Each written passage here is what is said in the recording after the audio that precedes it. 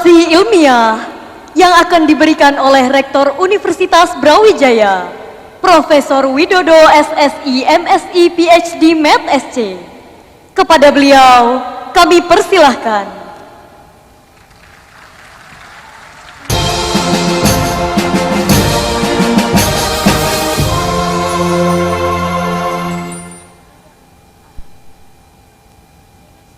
Bismillahirrahmanirrahim. Assalamualaikum warahmatullahi wabarakatuh. Alhamdulillah wassyukurillah wala haula wala quwata illa billah. Shalatu wassalamu asrofil anbiya'i mursalin wa ala alihi ajmain. Amma ba'du. Yang kami hormati Ketua dan Pengurus Yayasan Tursina, yang kami hormati Ketua dan anggota Dewan Syariah, Chairman, CEO dari IIPS Tursina, yang kami hormati Ustadz dan Ustazah dari IIPS Tursina, yang kami hormati juga seluruh orang tua wali santri dari IIPS Tursina, dan tentu yang saya banggakan seluruh wisudawan yang diwisuda pada hari ini.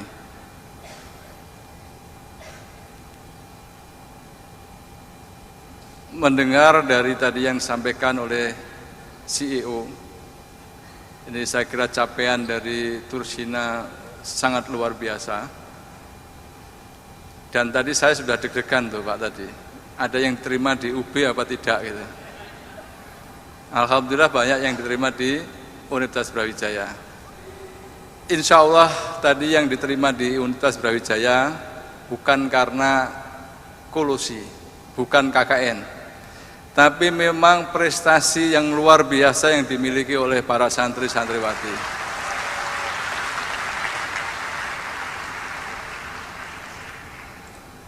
Dan banyak sekali tadi yang terima di PTN, PTS, bereputasi, dan juga di perguruan tinggi internasional. Dan ini menunjukkan bahwa proses pendidikan yang ada di Tursina berjalan dengan baik, dan juga tidak hanya memiliki konten lokal dan keislaman, tetapi juga konten internasional. Dan kita melihat bahwa pendidikan ke depan di Indonesia itu sangat penting, khususnya adalah bagaimana kita membangun karakter dan mentaliti dari generasi muda.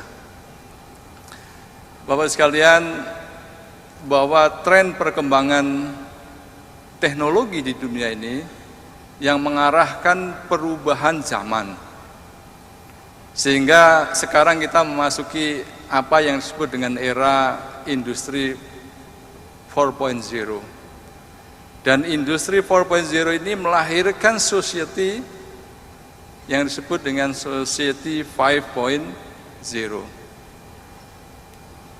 Perubahan teknologi dan perubahan sosial ini maka mewajibkan kita sebagai bagian dari perubahan global itu mengikuti perkembangan juga. Demikian juga generasi-generasi muda sekarang mengikuti tren itu. Kadang-kadang kita sebagai orang tua ini nggak begitu nyambung dengan apa yang dipikirkan anak-anak kita, putra-putri kita. Dan perubahan ini juga harus kita gunakan sebagai bagian dari pendidikan untuk membekali anak-anak kita agar bisa adaptif dengan lingkungan. Sehingga kalau zaman dulu, kalau kita ingin makan daging, harus berburu. Sehingga skill, keterampilan kita berburu, itu menjadi penting untuk bisa survive, untuk bisa hidup beradaptasi di lingkungan. Tapi sekarang Zamannya berubah, tidak perlu berburu, tidak perlu skill untuk berburu yang diperlukan. Tetapi keperluan apa? Industri, teknologi, digital, artificial, intelligence. Yang ini yang harus kita bekalkan kepada anak-anak kita. Dan ini adalah perubahan zaman juga diikuti dengan perubahan generasi. Sekarang eranya adalah generasi Z atau Gen Z. Yang karakter dan tabiatnya juga sangat berbeda dengan zaman kita, para pendidik, ya. Dan ini yang kita harus mengerti. Sebab kalau kita tidak mengerti, ya kita dalam proses pendidikan juga ada yang salah dan tidak akan bisa diterima oleh generasi yang akan datang. Dan ini kita harus persiapkan agar mereka bisa adaptasi dengan lingkungannya. Di antaranya apa? Kemampuan di bidang artificial intelligence dan juga digital. Sekarang hampir semua dan ke depan tidak ada kehidupan yang bisa lepas dari dunia digital dan artificial intelligence. Ada sebuah perkembangan, saya yakin Bapak Ibu sudah mendengar. Sekarang itu kalau kita buka Google, buka Yahoo, itu sudah dibekali dengan artificial intelligence. Bahkan ada yang disebut dengan ChatGPT. Ini adalah tantangan besar bagi kita di dunia pendidikan dan juga di perguruan tinggi, Bapak sekalian. Kenapa? Karena mahasiswa itu kalau ingin membuat skripsi, membuat tulisan, tinggal dimasukkan keyword saja semua sudah jadi. Ingin membuat puisi, ingin membuat lagu, kita tinggal masukkan saja di situ sudah jadi. Ingin melukis, menggambar, kita tinggal sebutkan aja kita ingin melukis dan menggambar apa, sudah dikerjakan sama mesin. Nah, ini adalah tantangan terbesar di dunia pendidikan. Kalau kita tidak melakukan perubahan yang fundamental, kita akan kalah diganti oleh mesin tadi, oleh artificial intelligence. Dan kemudian kalau kita lihat kondisi perkembangan di Indonesia, kita sekarang lagi memasuki yang disebut dengan bonus demografi. Apa itu bonus demografi? Yaitu penduduk yang usia produktif jumlahnya lebih banyak daripada penduduk yang usia lanjut. Kita bisa membayangkan kalau anak-anak yang produktif, generasi muda kita yang sangat produktif tadi bisa bekerja dengan baik, maka pembangunan di Indonesia akan berjalan sangat cepat. Tetapi sebaliknya, kalau jumlah anak mudanya banyak dan tidak bisa bekerja, ini akan menjadi masalah besar. Dan untuk itu saya melihat bahwa IIBS Turusina ini sudah on the track bagaimana mendidik generasi muda, tidak hanya dibekali dengan ilmu pengetahuan, tetapi juga dibekali dengan keterampilan dan mindset global. Dan ini menjadi bagian penting untuk survival dan adaptasi dari generasi muda Indonesia. Nah, ini kira-kira Bapak sekalian, ada skill-skill khusus yang sangat diperlukan dan fundamental untuk menyiapkan kader-kader generasi muda Indonesia ke depan. Dan diantaranya adalah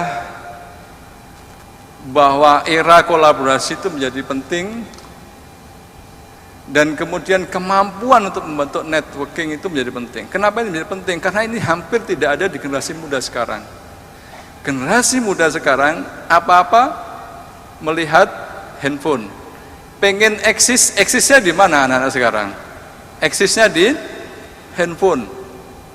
Karena pengen eksis, maka apa-apa harus diupload, membuat konten di dalam sosial media. Kalau dulu kita ingin mengakses melihat film macam-macam, kita harus keluar rumah ke gedung bioskop.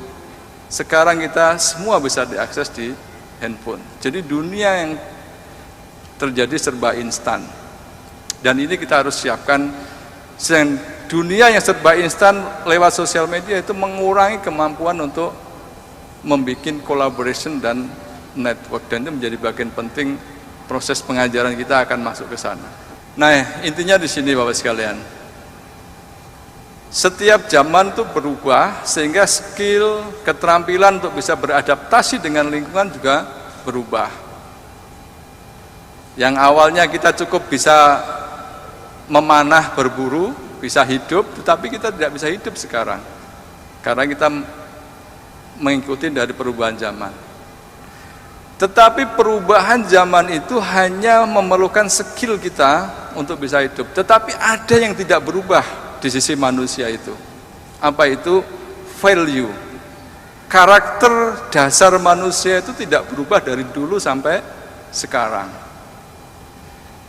Dan kalau kita membekali putra-putri kita, anak-anak kita dengan value, maka ini akan menjadi bekal mereka beradaptasi dalam kondisi apapun. Karakter manusia ini kan nggak berubah dari zaman dulu sampai sekarang. Orang itu selalu apa? Cenderung hasut,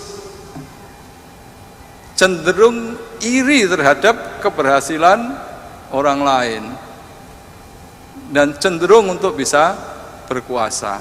Itu salah satu karakter dasar manusia dari dulu sampai sekarang, tidak berubah, ya seperti itu.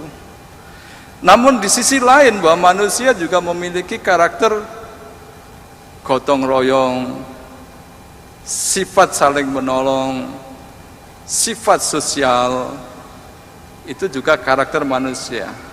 Dan karakter yang paling penting adalah bahwa manusia selalu ingin mengenal dan dekat dengan Tuhannya. Dan inilah karakter dasar yang kita harus bekalkan kepada generasi muda kita. Dan alhamdulillah ini juga sudah dilakukan oleh Tursina. Jadi karakter manusia kalau kita ingin bisa beradaptasi, ada 3 hal penting. Yang pertama adalah